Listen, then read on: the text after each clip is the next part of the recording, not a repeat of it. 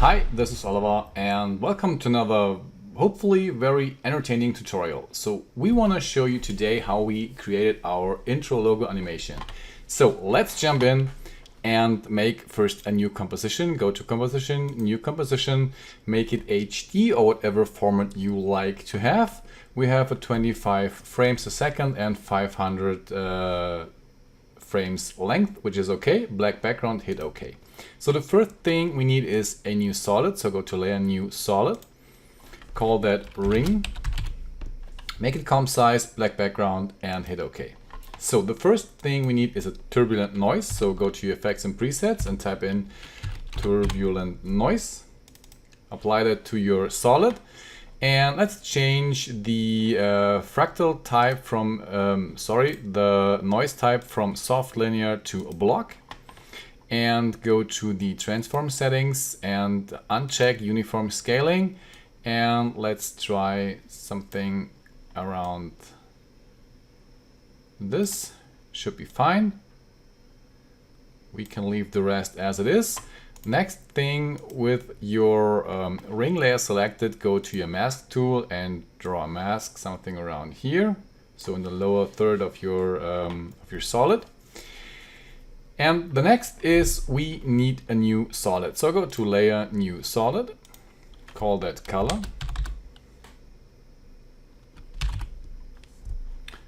And hit OK. So we use a 4-color gradient for that, but you can also use a map instead of that. I will showcase you later on. So, okay.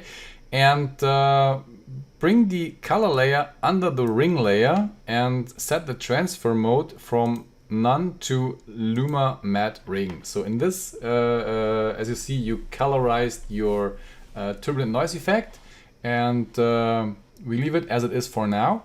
And next is duplicate the ring layer, string D on a keyboard, make it visible, and set the transfer mode to add for the first thing. So this is what we got, and let's play with the contrast settings. So bring down the contrast to something around 300 for the first thing, and play with the brightness and brighten that down a bit, so that we got these cool grungy looking effect here. So let's pre-compose this. Select all 3 layers, go to layer, pre-compose, and call that ring underscore A. Move all attributes to the new comp and hit OK. So with the pre-comp, go to your effects and presets and type in polar coordinates and apply that to the solid. Okay. We change the type from polar to rect to polar, and crank this up to 100. So we got this ring, and that's why we call all of these compositions ring. And the next thing we need is a transform tool. So type in transform. So, and again, uncheck uniform scale and scale that to an elliptical look and feel like this. Okay.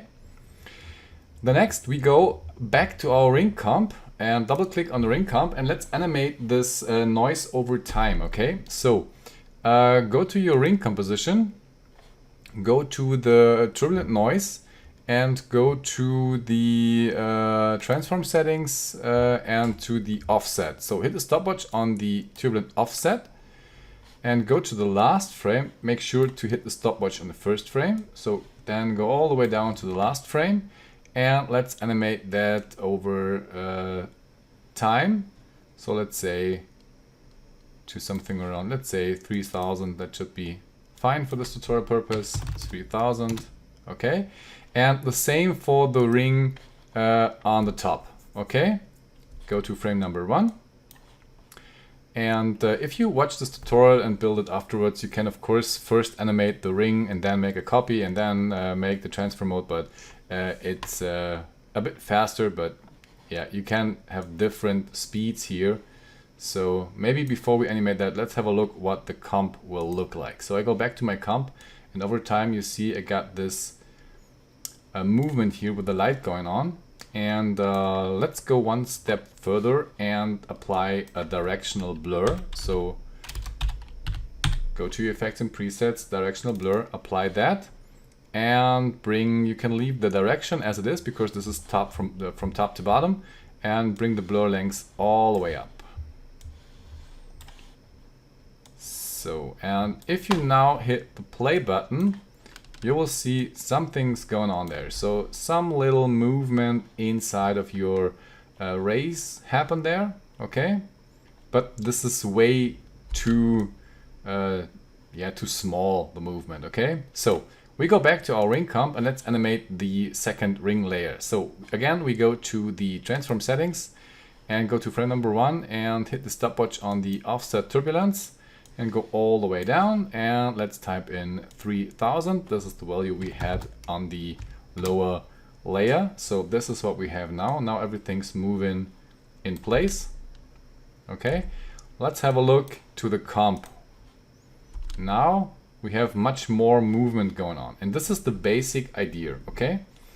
You can do one thing if you like to. You can lock down this pre-comp by hitting this little icon here to lock it down. Then double click on the ring on your pre-composition and drag that here on till it docks to the right side, okay? Now you have both compositions open, and if you change something in your ring composition, it will automatically show up in your final comp. So this could be handy if you, for example, change the brightness of the first ring. So let's select the ring and let's play with the brightness. So bring this more up, and you will see you get immediately here thinner stripes, okay? And let's play with the darken this a bit. You will see there are much more dark areas here around. So, and this is how you can tweak these settings and see the result. For example, let's bring this to something like that. That looks fine. And let's play with the transform settings. Let's scale it down a bit. So here we got this result. And for example, let's bring in, we have a 4-color gradient on the over the color. So go to that. Pick, for example, the yellowish thing, and you will see you can immediately colorize your stripes here. So, and of course they're still animated, okay? So if you have a look at here, you will see it's animated and you got this very cool rainbow color, okay? So this is how you can adjust and achieve this effect here, and this drives your lines here. So that was the basic idea how to create these shimmering effect, okay? So what you can do to bring more details into these light rays, you can make another copy of the ring, string D on the keyboard, and for example, let's set the trend at the noise type from block back to linear, and this gives you more smoother rays here. And of course, if you play with the settings here, you will see little adjustments, just a few things to play around with, and this can give you another very cool thing to play with and to finalize or to give your rays more details, okay? And of course you can play with the transfer settings. By holding down the shift key and the minus button, you can scrub through these blend modes. So select the layer and you can scrub through this step by step. You see classic color burn. This gives you these light stripes here.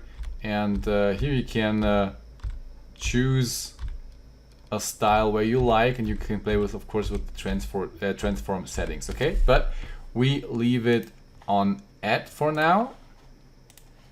And you can add another adjustment layer. So go to layer, new adjustment layer, and apply curves to that. And for example, go to the red channel, and with the little adjustments here, you can colorize this even more. As you see, it's up to you. Give it more red, or even leave it as it is. So I just switched that off. I'll leave this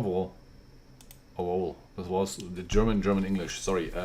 We leave it as this, so we give them a little touch of minus red. And let's go back to our main comp. So let's close this ring comp down and go to our composition. And here we go. This is the basic idea. So now we have these lines perfectly moving around. You can play with the directional blur. You can crank that up even more if you like to. Okay, and to have a little glow going on, let's put a glow on that.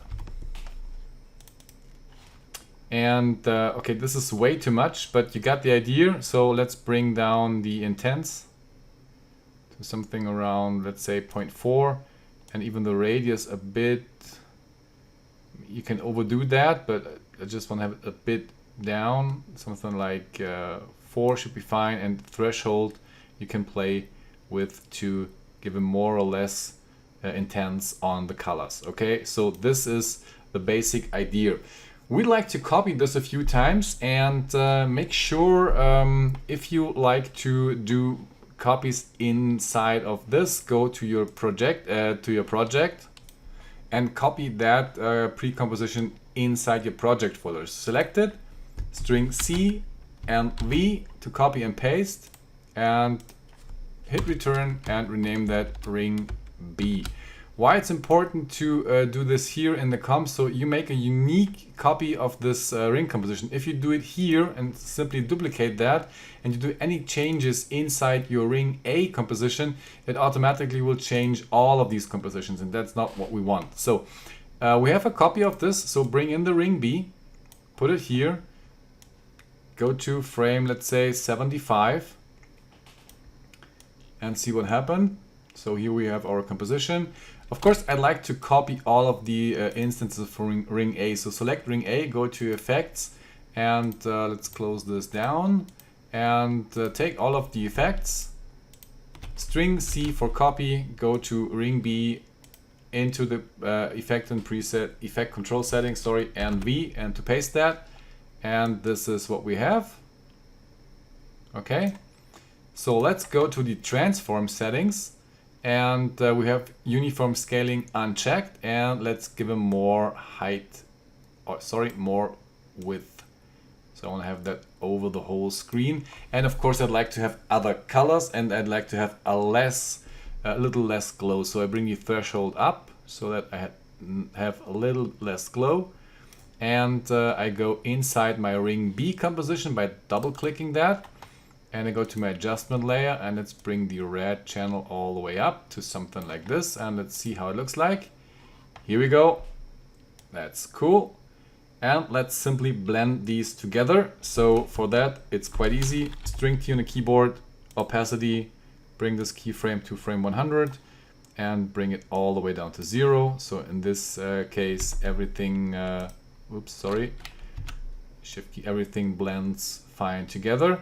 And we do the same way the other way around to the ring A composition. So T on the keyboard for the opacity, hit the stopwatch, go to the last frame by holding down the shift button. It snaps to the keyframe, and bring it down to 0. And so we have this transition. It's quite easy.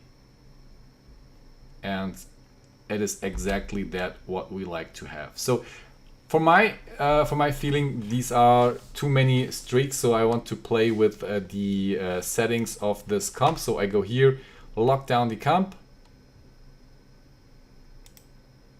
and double click on that, and bring this ring B composition to the right side so that I can see what happened there. So I go to my ring settings, and first to the turbulent noise, and play with the contrast. I go to the second ring layer, and again here we'll bring this down, and this all the way down. So this is too much. Let's see how we come here in place. That's much better. That's okay. And maybe let's undo this here, make it off. So that looks a bit lighter. That looks much better. So now let's have a look. I will close this and unlock the comp and go back to my original comp, and here this is the result. Yes, that looks fine. So how to do these little things here? Quite easy. Let's make a new solid. So go to layer, new solid, call that band, small e, and hit OK. Make it comp size black background, of course. And again, first is we need a turbulent noise. We change from soft to block, and let's apply a find edges to this. Find edges. This is what we have so far, and we have the option to invert that. So this is what we got, and this is what will bring us the small lines here in the background. Again, I need to have a mask on that, so with the band selected, go here and draw a mask. Okay. And let's apply a fast box blur to this. Oh, wrong spelling. Fast box blur. Okay. And the blur radius to something like so, and the direction to horizontal. That gives me this result. Is not exactly what I'd like to have, and vertical looks like this. Looks a bit weird, but let's bring this radius more up. And let's play with the turbulent noise setting. So go to the transform, and again uncheck uniform scaling and bring the scale width up. So here we come. This is quite nice. And the height, here you can see what happens. So we'll bring the height up, so we have only these little lines here, and this is exactly what we'd like to have. And of course we'd like to animate that, so again we will animate the transform of the turbulent noise over time. So I go to frame number 1. Let's hide these both layers for now. I go to frame number 1 and hit the stopwatch on the turbulent offset, and go to the last frame and give him just, let's say, 1500, so it's half the way like our other things move around here. So, and if we preview that, this is what we have so far. And of course we change the transfer mode from normal again to add. Here we go. This is what we have so far. Quite nice. If you have too many lines here, you can adjust this by scale the width even more. So here you have only a few lines, so it's up to your creativity how you like that, but this is one part. And of course, we will colorize that with some curves. So go to the band layer, apply curves.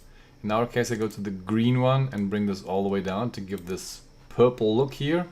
And then I'd like to have also light strikes from left to right. So let's copy the band, string D on a keyboard, and play with the settings of the turbulent noise and from the fast box blur. Change first on the fast box blur from vertical to horizontal, which gives you this.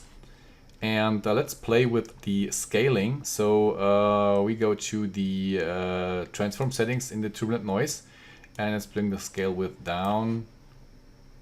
Down, down, down, down, down. Something like so, and the height up. Here we go. And scale it a bit more in the width. And now we have these lines here going on. So if you like to have less lines here, you can play with the complexity. So bring this down to 0 and bring the height down. You will see you have only a few lines and you got this very cool effect. You can animate it over time. For example, something like this. That looks quite cool. So let's do so.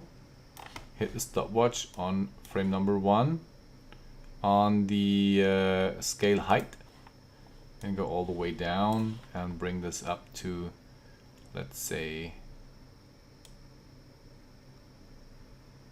something like that, so we can place our logo here later on if you like to. So this is the animation.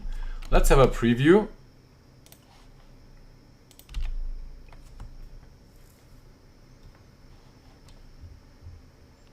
So this is how we are so far. What I think, I don't like these lines here, so let's get rid of these. Let's make something different. So you got the idea what to do with these lines. Let me delete that and let me copy the bands one more time. String D on the keyboard. So let me solo that layer. So we have the lines here, and let's play with the contrast of all this. Okay, so bring in the contrast very, very high. You see, you got these things that could also be very, very cool as an effect. So it fills between these lines. But let's bring this blur dimensions from vertical to horizontal. And this is what we have so far. And let's play with the transform settings. And let's bring the scale width down and the height up. And let's play with that. So here we go. And of course we set the fractal type from basic to, let's say, smeary, and play with these settings. So here, this is what we have now. And let's do another thing in the height. And you see this little line here, you can take this and pull it up. So now you got one big light from left to right. Oh, and of course we have to have a look at the turbulence offset. So my mistake. Undo the animation. Bring it up like so, and let's try something like this. And let's see, with the brightness we can bring this down a bit, so we got only these little lines here, and we can animate that over time. So you got these little light streaks, big things from left to right. So you can play with the contrast to get this result. And yeah, that's also a very cool additional effect I'd like to have. Let's animate that over time. So we go to frame number 1, go to the transform settings, hit the stopwatch on the offset, and we go to the last frame. We had 1500 for the lines, so let's do it a little bit slower. So let's do let's say 1000 straight, and here we go. This is the animation.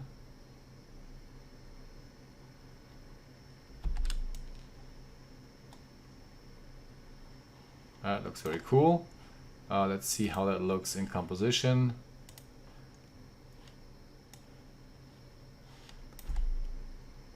Very nice. And the last thing, we want to smooth the edges of the mask. So select the band layer, hit MM on the keyboard, and feather the mask. That looks perfect.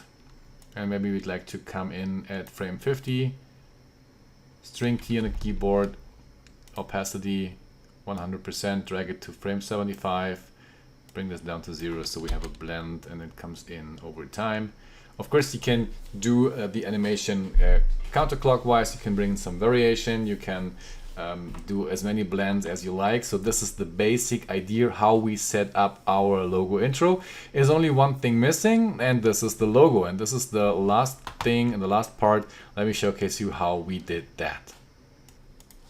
So the first thing is we need a new text layer, but you can also use, if you have a vector logo or whatever you like to do, you can do this with this vector logo, of course, also. But we will have a text layer.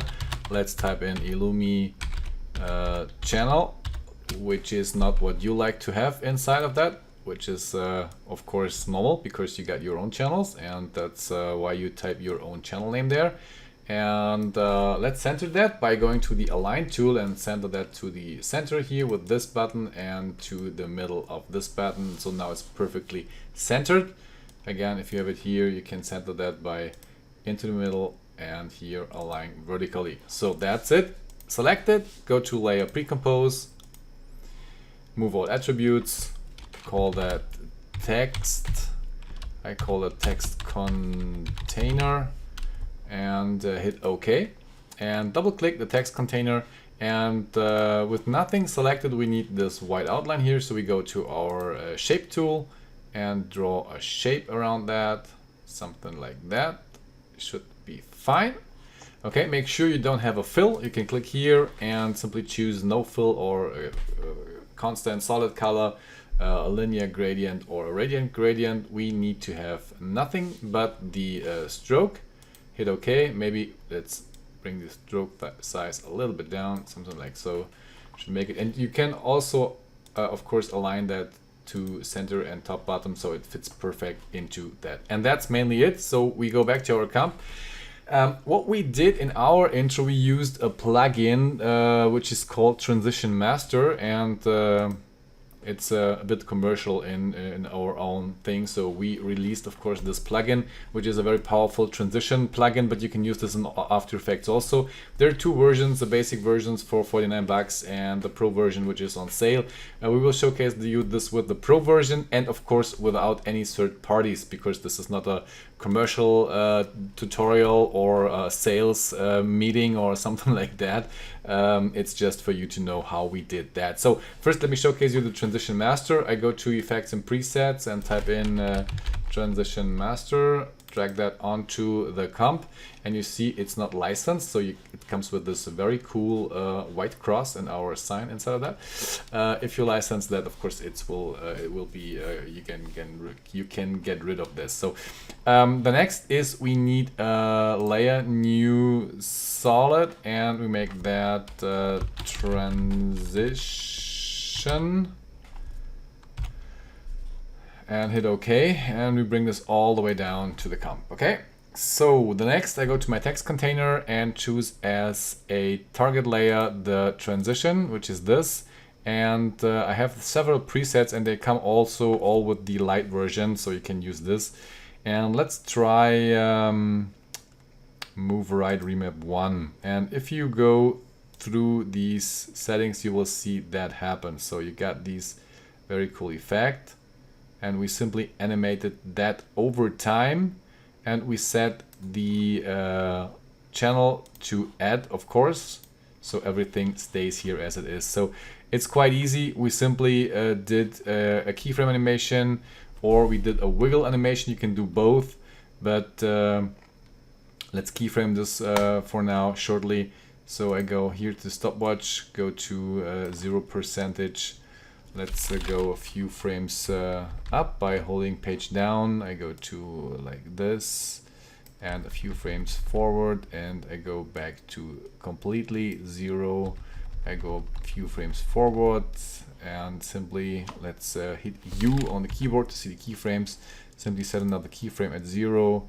Go a few frames forward, bring us down to something like so, and go a few keyframes forward and make it like this, and a few keyframes later back to 0, and then let's show this the whole thing again, a keyframe at 100%, and then until the end we bring it all the way down into the animation. And this is the preview we did. So here we go, as you see. Quite easy, quite cool to animate that in, and of course you can do this with transitions. Check this out, it's a very cool plugin. You can use that for Premiere Pro, and you can use it also for DaVinci Resolve if you're on DaVinci, and you can use it in After Effects and Nuke. So this is how we did our logo intro animation, but let's do this without these plugins. So we get rid of this, delete that, and delete also the transform, the transition layer. So this is where we finished. We did our logo in a new composition, and first bring in some tiling. So type in tile, and we use the CC tiler. And what this effect does is it simply scales and tiles your image. Okay. And the same thing here, simply make a little keyframe animations on the scale. So hit the stopwatch here. Let's go a few frames forward. Bring this down to, let's say, 50%.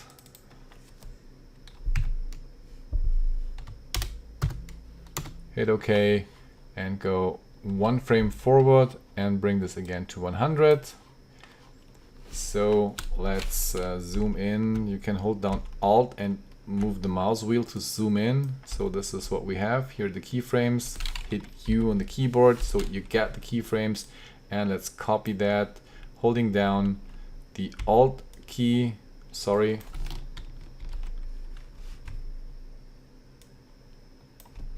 nothing holding down. Select all of the keyframes, string C on the keyboard, sorry for that, and paste that here, string V. So here we got these two wiggles. Okay, This is the first one. The next is we have a CC hex tile on that, which gives me this result, and you can play with the radius of that. So that looks much more comfortable, and you will see it affected by this here. So you got that grid. So let's have that here. And let's play with the radius. So we will start having this radius and then go to the radius, hit the stopwatch, go 1 frame forward and bring the radius up to something like this. So everything is fine. So we go to here, hit the stopwatch, again hit U on the keyboard or UU to see that. We add a keyframe here, go 1 frame forward and bring the hex tile again down to so. And again a few frames later we bring these this radius, let's add another keyframe so everything stays here in the size, and 1 frame later we bring this again up. So this is the CC hex tile. Here we go. Okay. And of course you can add, I'd like to have CC correct tiles, not CC correct tiles, but correct tiles. Apply that to here, and this is what we have. And you can play again with the correct tiling. Here is the percentage of the tiling, and it of course do the same on your CC tiler. So and you have here several settings, so we'd like to have it much more or less something like this. Looks very fine. And let's do the tile something like so. That's very cool. And if you go to 0%, you are 100% in logo, and if you go upwards you are here. So let's keyframe that. We start here with this logo, and let's hit the stopwatch on frame number 1, go 1 frame forward and bring this up. Here we go. 1 frame later, 2, 3, 4, 5 frames later, we can bring this down to 0. Here we go. And here, let's do another keyframe. Again, hit UU on the keyboard. And let's see, let's make a keyframe here, 1 frame forward, and let's play with the cracks here. This looks cool. A few frames later, here everything's flying around. Let's make another keyframe and 1 forward and bring the cracks down again to 0. So this is how it works. So you got these very cool effect to recreate our transition master effect.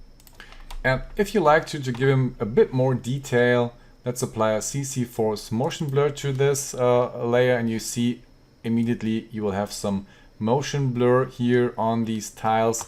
We have a very fast movement here, so we have to bring the motion blur samples up to something about 32, which slows down your rendering. So be sure to drive this at least if you do the final rendering. Otherwise, you will slow down your machine depending on your workspace or your workspace, your power of your machine. So whatever. Sorry for that. I'm missing some vocabularies, but I give my best to showcase you everything. So that was half an hour. Hope you got the idea. Of course, make sure to play with all of these settings. Maybe this motion blur is a bit too much of it, so let's bring the shutter angle up to, let's say, 360 to get a bit less blur going on there, so it's not this high, or the other way around. Sorry, shutter angle to, let's say, 60. Always, if you do a live record and you don't like to go back and forth and be authentic, that could be happen, but that looks much better. And let's have here, so we just like to have that here. You can blend that, but you see, you got the idea how to look, how to get this cool look. And of course you can do more than only one copy of these elements, of these line elements. And yeah, hope you got a few ideas, hope you got some inspiration for your own stuff, and hope you like this tutorial.